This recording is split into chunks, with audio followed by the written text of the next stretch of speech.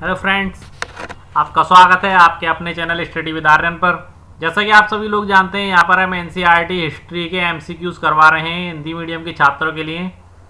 तो दोस्तों, अभी तक क्लास 6 के हम 8 अध्याय आप लोगों को कंप्लीट करवा चुके हैं। आज आपका 9वां अध्याय है। 9वां अध्याय जिसका नाम आपका व्यापारी, राजा और तीर्थयात्री है। यानी कि व्यापार उस प्राचीन काल में किस तरीके से व्यापार हुआ करते थे, राजा लोग क्या कार्य किया करते थे और जो तीर्थयात्री भारत में आए थे उन लोगों के संदर्भ में इस अध्याय में दिया गया है। तो दोस्तों,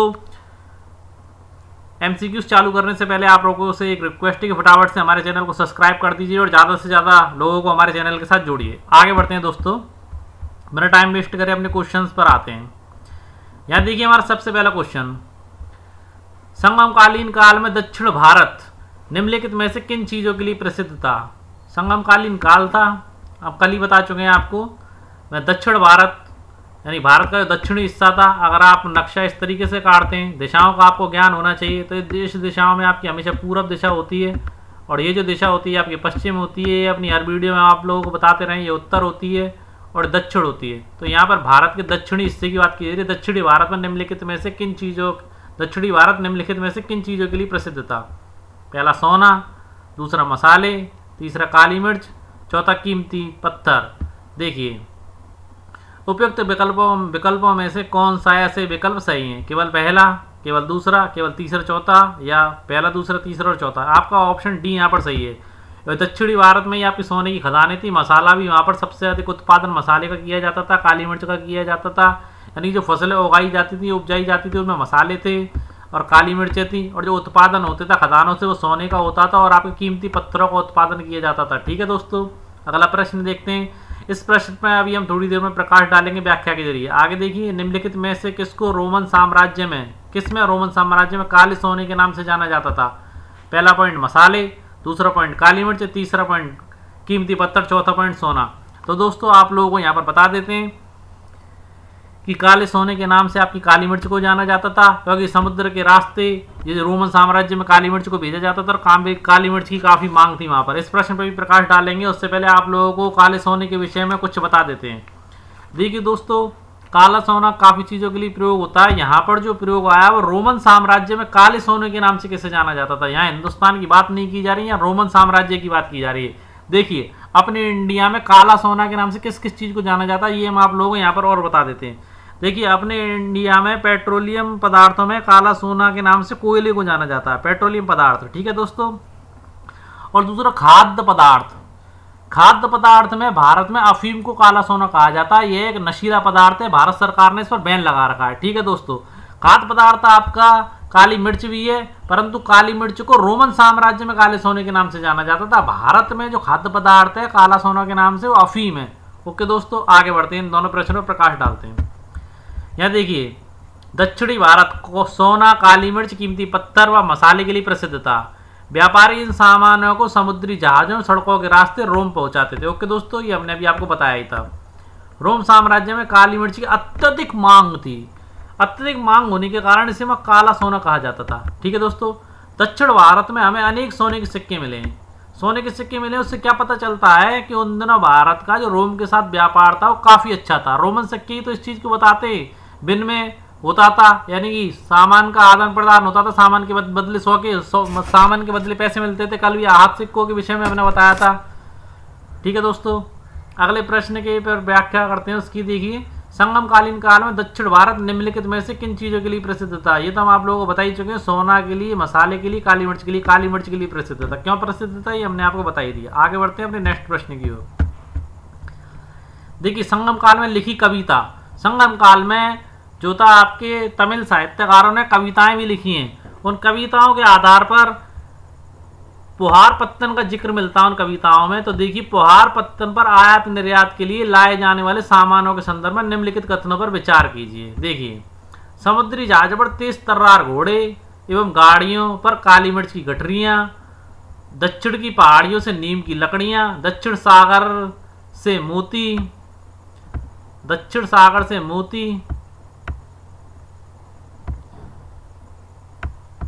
और पूर्वी सागर से मूंगे। क्या दोस्तों, पूर्वी सागर से क्या थे? मूंगे। गंगा और कावेरी की फसलें, श्रीलंका से आए खाद्यान्न, म्यांमार में बने मिट्टी के बर्तन। कल ही आप लोगों को हम लोग बता चुके थे कि मिट्टी के बर्तन हिंदुस्तान में जगह जगह से खुदाई में मिले हैं, भारतीय उपमहाद्वीप में।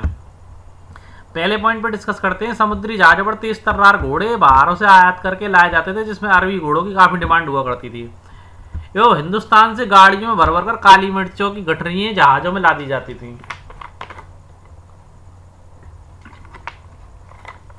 और देखिए हिंदुस्तान के दक्षिणी भाग में स्थित, वहां से क्या होता था, नीम की लकड़ियां नहीं बल्कि चंदन की लकड़ियों को बाहर निर्यात किया जाता था, यानी बाहर भेजा जाता था। ओके दोस्तों, आगे देखिए दक्षिणी सागर के मोती बाहर भेजे जाते थे और पूर्वी सागर के मूंगी बाहर भेजे जाते थे।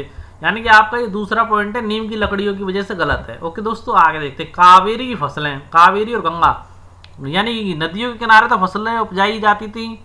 तो दोस्तों गंगा और कावेरी में जो फसलें उपजाई जाती थी उनका बाहर निर्यात किया जाता था, जैसे आज के टाइम पे भी किया जाता है। और श्रीलंका से खाद्यान्न आते थे, खाने योग्य चीजें। म्यांमार से मिट्टी के बर्तन आते थे। यानी कि आपका चौथा पॉइंट भी और तीसरा पॉइंट भी सही है और पहला पॉइंट भी सही है, ओनली आपका दूसरा पॉइंट गलत है। तो देखिए उपयुक्त कथनों में से कौन सा ऐसे कथन सही नहीं है, यानी कि ओनली आपका दूसरा कथन सही नहीं है। आगे देखिए संगम काल के व्यापारियों द्वारा व्यापार के लिए कई समुद्री रास्ते खोज निकाले गए। ओके दोस्तों, इस संदर्भ में निम्नलिखित में से कौन सा कथन सही नहीं है। देखिए कुछ व्यापारी समुद्र के किनारे चलते थे, कुछ अरब सागर और बंगाल की खाड़ी पार करते थे। मानसूनी नाविक हवा के कारण अपनी यात्रा में विलंब का अनुभव करते थे। तीसरा, व्यापारी अफ्रीका या अरब के पूर्वी तट से इस महाद्वीप के पश्चिमी तट तक पहुंचना चाहते थे। व्यापारी दक्षिणी पश्चिमी मानसून के साथ चलना पसंद करते थे और इन यात्राओं के लिए मजबूत जहाजों का निर्माण किया जाता था। दोस्तों देखिए पहला पॉइंट, कुछ व्यापारी समुद्र किनारे चलते थे, ये बात बिल्कुल सही है। कुछ अरब सागर और बंगाल की खाड़ी पार करते थे, बिल्कुल सही बात है। नाविक मानसूनी हवा के कारण अपनी यात्रा में विलंब का अनुभव करते थे, ये बात बिल्कुल गलत है। दोस्तों आप लोगों को एक चीज़ बता देते हैं, उस समय क्या था, सपोज करके चलो ये एक नाव है।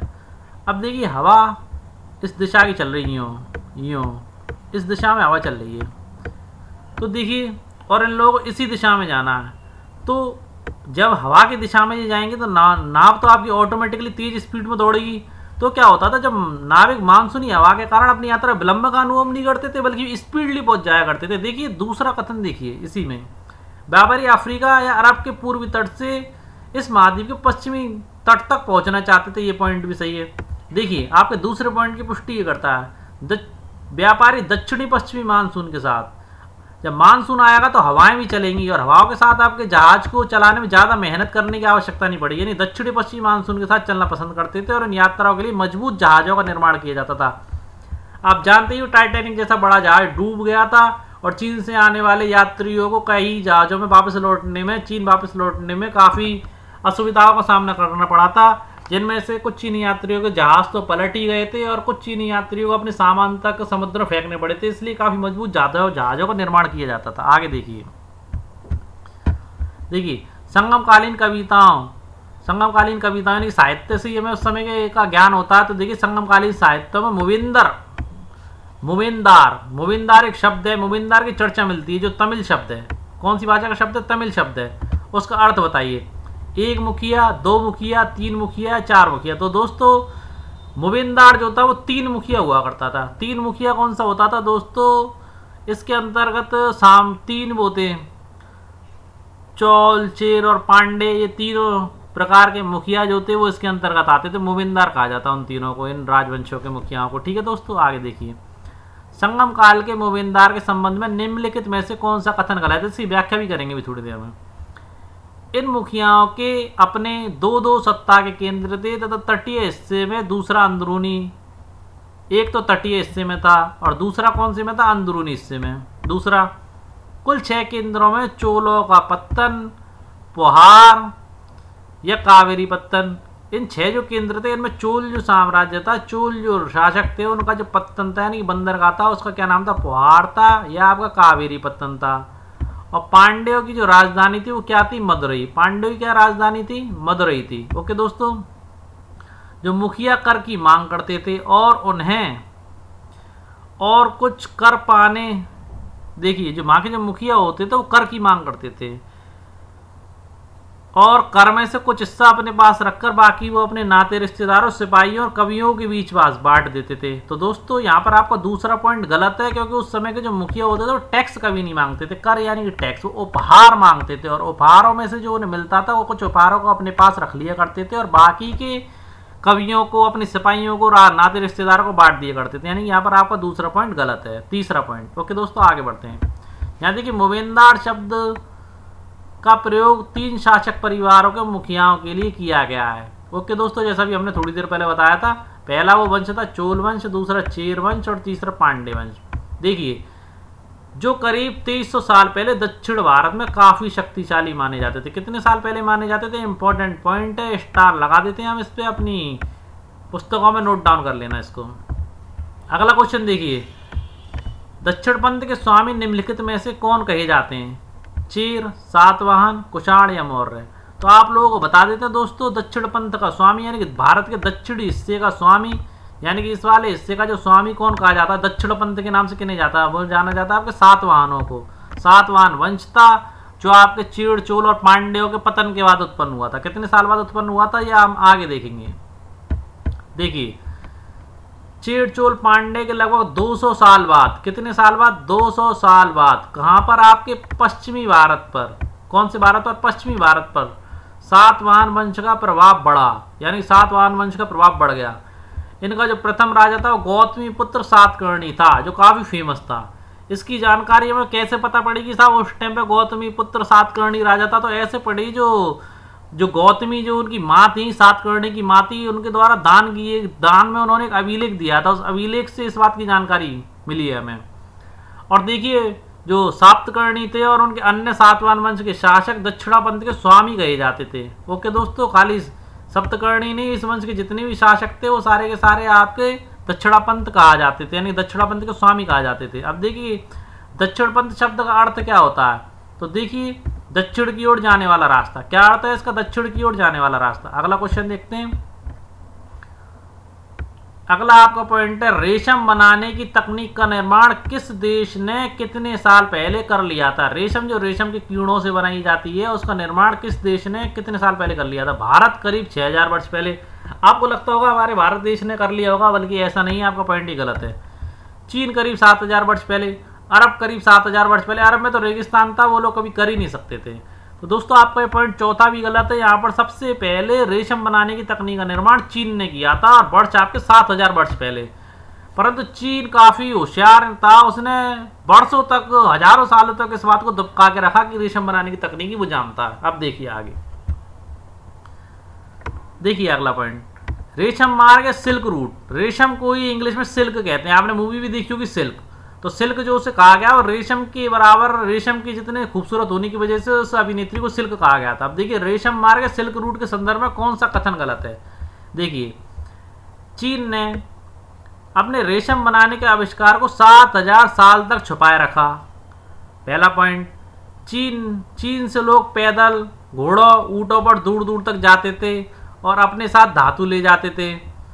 जिस रास्ते से ये लोग यात्रा करते थे वह रेशम मार्ग, सिल्क रूट के नाम से जाना जाता था। तो दोस्तों आपका यहाँ पर पॉइंट सही है, 7000 वर्ष, काफी वर्षों तक इन्होंने दुबकाए रखा था।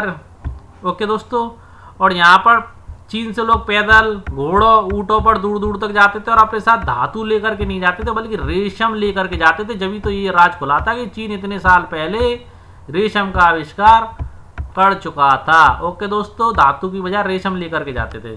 जिस रास्ते से ये लोग यात्रा करते थे रेशम लेकर के, उसे रेशम मार्ग, सिल्क रूट के नाम से जाना था। दोस्तों ये चीज आप जानते हैं, जिस रूट से या जिस रोड से जो ज्यादातर चीजें लेकर के निकला जाता है, उस रोड का नाम वही पड़ जाता है।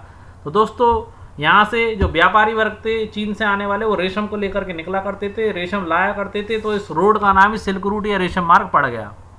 आगे देखिए, कभी कभी चीन के शासक ईरान और पश्चिमी एशिया, ठीक है दोस्तों, देखिए कभी कभी चीन के शासक ईरान और पश्चिमी एशिया के शासकों को उपहार के तौर पर रेशमी कपड़े बेचते थे। तो उन लोगों को ये पता पड़ गया कि साहब ये रेशम का निर्माण चीन ने कर लिया है।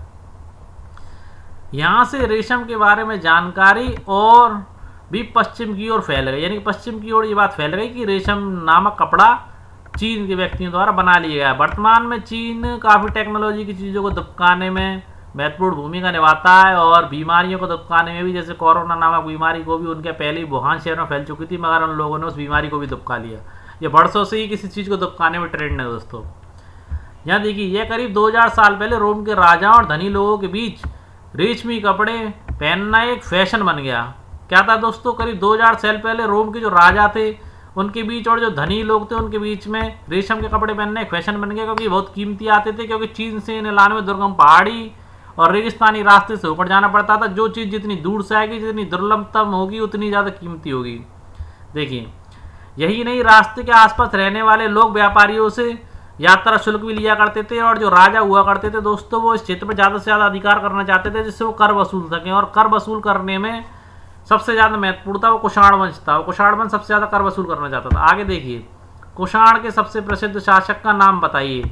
अशोक। अशोक ये आपका मौर्य वंश का शासक था दोस्तों। सप्तकर्णी, सातकर्णी, ये सप्तकर्णी वंश का शासक था दोस्तों, दक्षिणा पंथ का। बिंदुसार आपका अशोक के पिताजी थे, यानी कि मौर्य वंश के। यानी कि ये भी नहीं हो सकते, ये भी नहीं हो सकते, और ये भी नहीं हो सकते। बचा के आपका कनिष्क। कनिष्क को हर कोई जानता है, महान शासक थे। इनकी मूर्ति आपकी कनिष्क की मथुरा से मिली थी, सिरविहीन मूर्ति।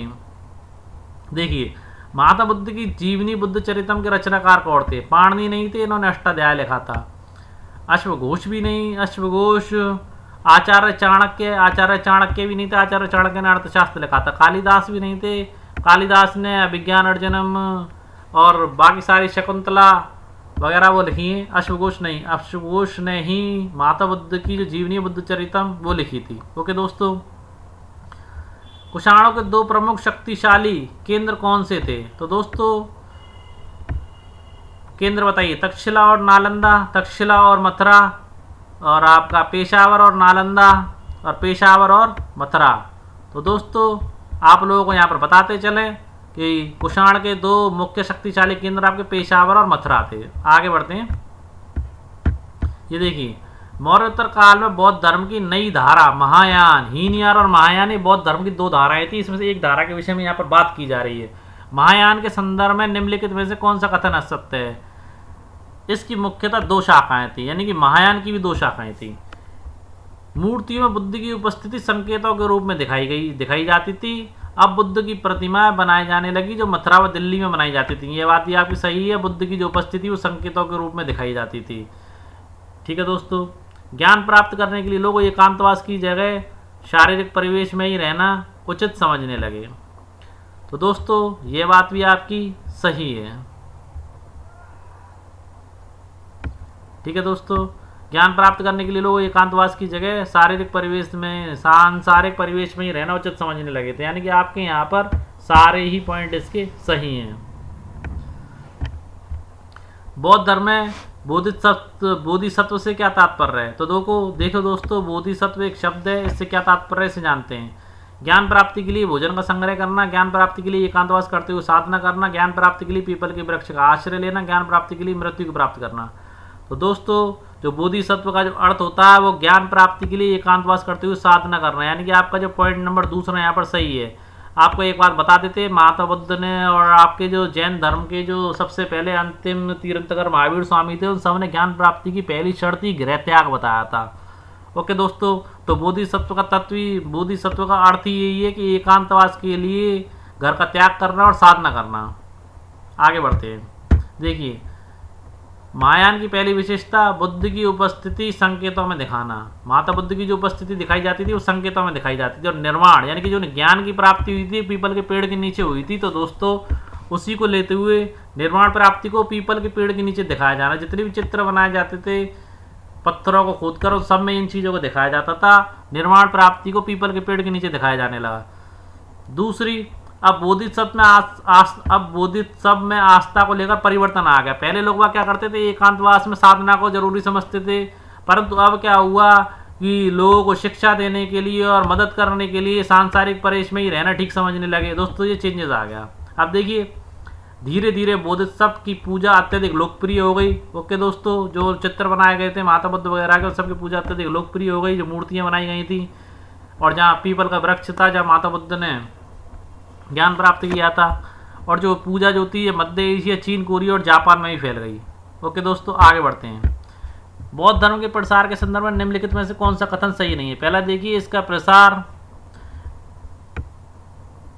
पश्चिमी दक्षिणी भारत में हुआ, जब भिक्षुओं के रहने के लिए राजाओं ने, रानियों ने और उनके आदेशों पर क्या बनवाएगा दोस्तों, जिसे हम रहने की जगह बनवाई गई। देखिए, और व्यापारियों और कृषकों द्वारा पहाड़ों पर अनेक गुफाएं खुदवाई गई। ओके दोस्तों, जो पश्चिमी घाट के दर्रे के पास बनवाई गई थी, ज़्यादातर जो गुफाएं खुदवाई गई इनके रहने के लिए पश्चिमी घाट के पास खुदवाई गई थी। यह पॉइंट आपका बिल्कुल सत्य है। ओके दोस्तों, अगला देखिए, इन दर्रों से होकर दक्कन के नगरों तथा स्मृत बंदरगाहों को जोड़ने वाली सड़कें गुजरती थीं। ये बात भी आपकी सही है कि इनसे होकर के आपकी दक्कन के नगरों तथा स्मृत बंदरगाहों को जोड़ने वाली सड़कें गुजरती थीं। ओके दोस्तों, तीसरा पॉइंट आपका, ये पॉइंट भी आपका सही है। तीसरा पॉइंट, बौद्ध धर्म दक्षिण पूर्व की ओर श्रीलंका, म्यांमार, थाईलैंड, इंडोनेशिया सहित दक्षिणी पूर्वी एशिया के अन्य भागों में फैला। ये बात भी सही है, जब तो बौद्ध धर्म को लाइट ऑफ एशिया यानी कि एशिया का प्रकाश कहा जाता है। महात्मा बुद्ध ने कहा था, अपने दीपक स्वयं बनो, अप दीपो भवा। आगे देखिए, थेरवाद नामक बौद्ध धर्म का आरंभिक रूप इन क्षेत्रों में प्रचलित था। बौद्ध धर्म का जो प्राचीन रूप था यानी कि जो वास्तविक रूप था, जिसमें गृह त्याग करके जंगलों में रहना पड़ता था और साधना करनी पड़ती थी, उसी थेरवाद कहा जाता था। वो जो रूप था इन क्षेत्रों में प्रचलित था। ठीक है दोस्तों, तो यह सारी चीज़ों पर हमने डिस्कस कर दिया है।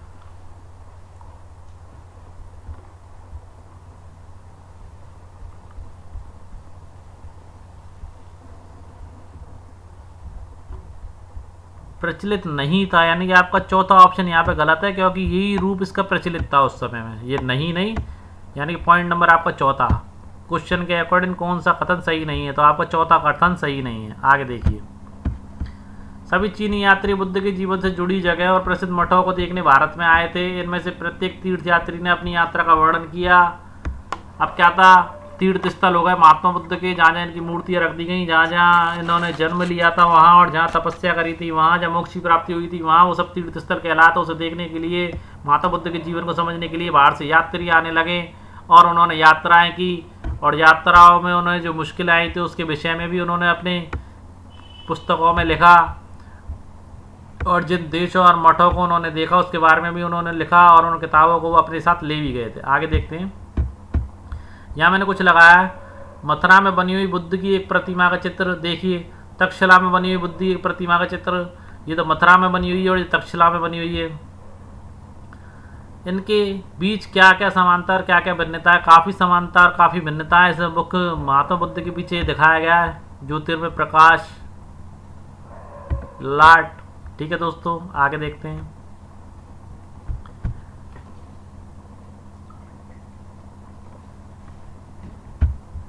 यहाँ देखिए दोस्तों, भारत आने वाले चीनी यात्रियों के नाम एवं समय के संबंध में निम्नलिखित को सुमेल कीजिए।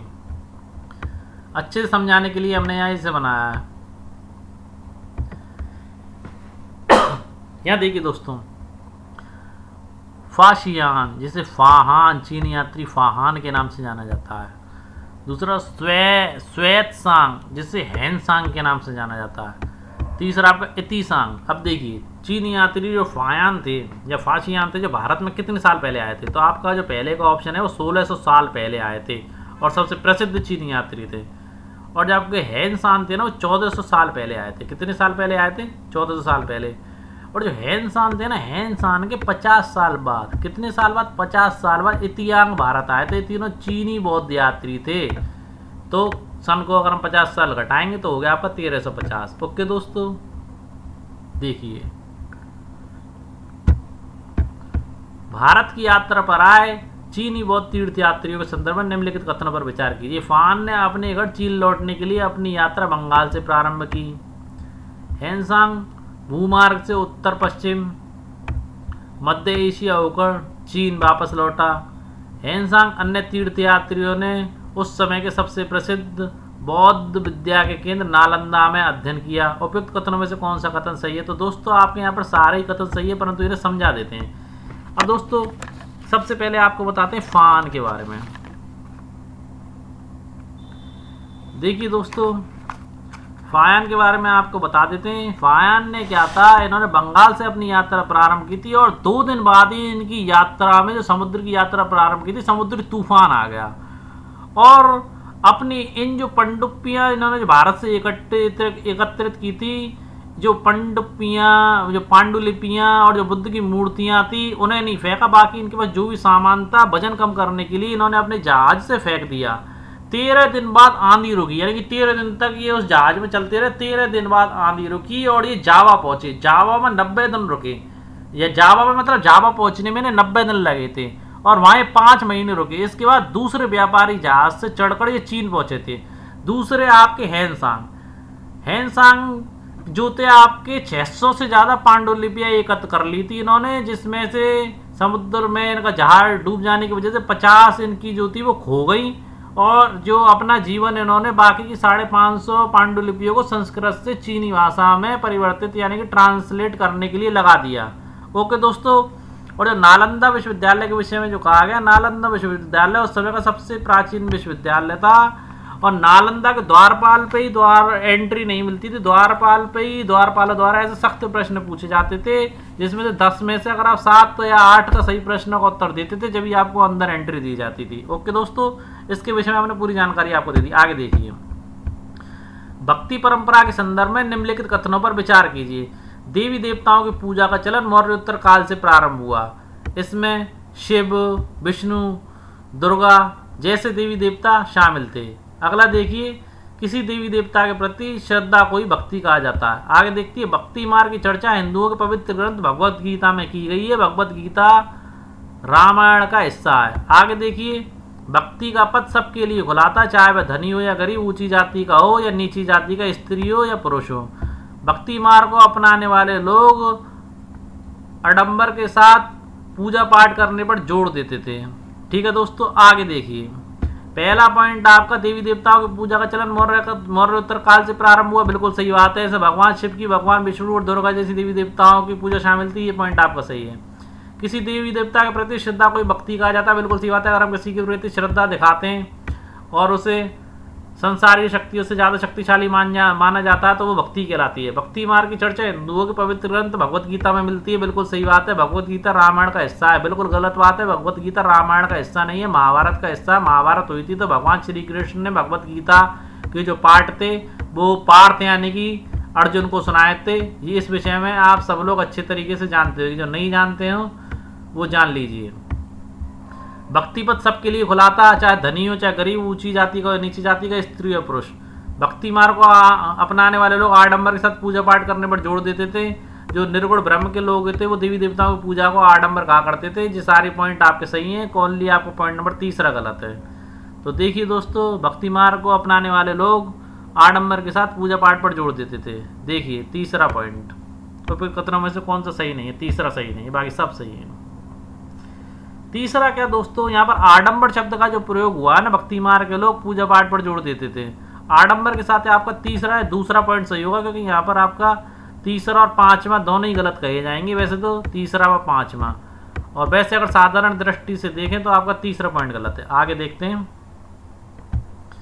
यहाँ देखिए दोस्तों, भक्ति मार्ग अपनाने वाले लोग आडंबर के साथ पूजा पाठ करने के बजाय ईश्वर के प्रति लगन और व्यक्तिगत पूजा पर जोर देते थे। ठीक है दोस्तों, आडंबर के साथ पूजा पाठ करने पे जोर नहीं देते थे। ओके दोस्तों, वहां आपका वो पॉइंट गलत ही था। ये देखिए आडंबर के साथ पूजा पाठ करने पे जोर देते थे, नहीं देते थे, यानी कि आपके यहाँ पर पॉइंट नंबर 3 व 5वां गलत है। आगे देखिए, यहाँ हमने लगाया है वरह अवतार का चित्र है भगवान विष्णु का। देखिए कहाँ पर स्थित है? मध्य प्रदेश के एरड़ में स्थित है। यह शानदार मूर्ति भगवान विष्णु की है। पुराणों के अनुसार जल में डूबी पृथ्वी को बचाने के लिए विष्णु जी ने वरह अवतार धारण किया था। यह पृथ्वी को एक स्त्री के रूप में दर्शाया गया है। तो स्त्री के रूप में जो दर्शाया गया है ना, पृथ्वी को दर्शाया गया है आपको। ओके दोस्तों, आगे देखते हैं। भक्ति के संबंध में निम्नलिखित कथनों पर विचार कीजिए। पहला, भक्ति भज से बना है, जिसका अर्थ विभाजित करना है, हिस्सेदारी होता है। बिल्कुल सही बात है दोस्तों, भक्ति भज से ही बना है, इसका अर्थ ही विभाजित करना है, हिस्सेदारी होता है। भक्ति भगवान और भक्त के बीच परस्पर एक अंतरंग संबंध है, ये भी सही बात है दोस्तों, एक अंतरंग संबंध ही होता है भक्त और भगवान के बीच। भक्ति भगवत या भगवान के प्रति झुकाव न होकर मूर्तियों के प्रति झुकाव है। नहीं, बिल्कुल गलत है। मूर्तियों के प्रति झुकाव नहीं है, भक्ति भगवत या भगवान के प्रति झुकाव है। भगवत जो अपने ऐश्वर्य और सुखों को भक्तों के साथ बांटते हैं। ठीक है दोस्तों, आपका ये पॉइंट भी सही है, यानी कि आपका यहाँ पर तीसरा पॉइंट गलत है। आगे देखते हैं। करीब 1400 साल पहले शिव भक्त अप्पार, किसने शिव भक्त कौन था? अप्पार द्वारा कौन सी भाषा में रचनाएं लिखी गई? तेलुगु, कन्नड़, मलयालम, तमिल। तो दोस्तों आपको बता देते हैं, तमिल भाषा में रचनाएं लिखी गई थी अप्पार द्वारा, जो कि शिव भक्त था।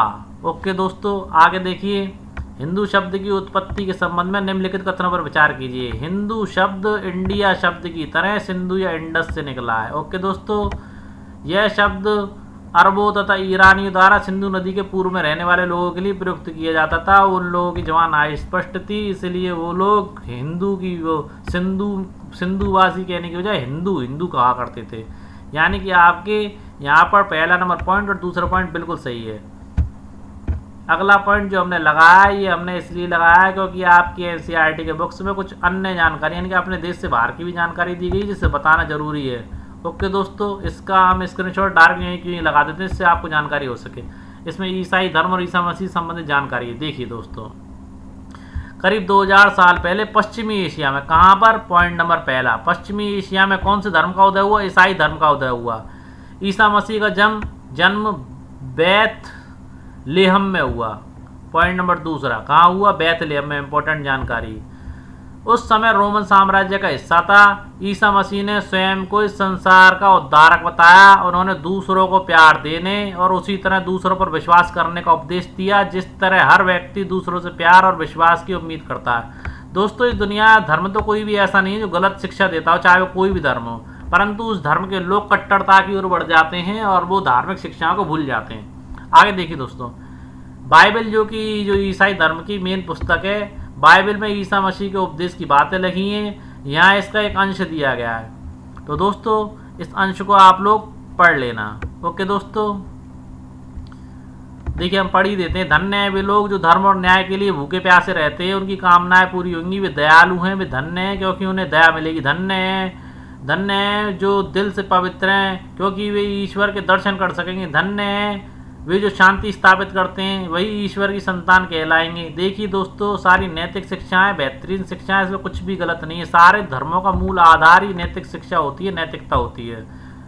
आगे देखिए, ईसा मसीह के उपदेश साधारण लोगों को बहुत पसंद आया और धीरे धीरे पश्चिमी एशिया, अफ्रीका तथा यूरोप में फैल गए। ईसा मसीह की मृत्यु के 100 साल के अंदर ही भारतीय उपमहाद्वीप के पश्चिमी तट पर पहले ईसाई धर्म प्रचारक कब आए थे? दोस्तों, ईसा मसीह की मृत्यु के बाद पश्चिमी एशिया से आए। ओके दोस्तों, केरल के ईसाइयों को सीरियाई ईसाई कहा जाता है। इंपॉर्टेंट पॉइंट आपका तीसरा, यहाँ पर हमने आपको बता दिया है, भारत से संबंधित है और मेन तौर से इसीलिए हमने लगाया है। केरल के ईसाइयों को सीरियाई ईसाई कहा जाता है क्योंकि संभवतः पश्चिमी एशिया से आए थे और विश्व के सबसे पुराने ईसाइयों में से एक हैं। ओके दोस्तों, विश्व के सबसे पुराने ईसाइयों में से कौन है? आपके इंडिया में रहने वाले केरल के ईसाई, सीरियाई ईसाई कहा जाता है जिन्हें, जो सीरिया देश से आए थे। ओके दोस्तों, आप लोगों को हमारी वीडियो कैसे लगी, हमारे द्वारा दी गई जानकारी कैसे लगी, कमेंट बॉक्स में आवश्यक रूप से बताएं। हमारे चैनल को सब्सक्राइब करते रहे, ज़्यादा से ज़्यादा लोगों को शेयर करें। तो दोस्तों, आज हमारा ये वाला अध्याय कंप्लीट हो गया। कल हम इसका दूसरा अध्याय आप लोगों के सामने लेकर के आएंगे और जल्दी एनसीईआरटी हिस्ट्री क्लास 6 के सारे अध्याय हमारे कंप्लीट हो जाएंगे। परंतु दोस्तों, ज़्यादा से ज़्यादा लोगों को जोड़ें, ज़्यादा से ज़्यादा लोग हमारे चैनल को सब्सक्राइब करें, अपने फ्रेंड्सों को इसके साथ जोड़िए जिससे लोगों की तैयारी अच्छी हो सके। ओके दोस्तों, आज आपका 9वां अध्याय व्यापारी, राजा और तीर्थयात्री कंप्लीट हो चुका है। कल हम आपका 10वां अध्याय लेकर के आएंगे। मात्र 3 अध्याय आप लोगों के रहेंगे जो जल्द कंप्लीट करवा दिए जाएंगे। ओके दोस्तों, जय हिंद दोस्तों।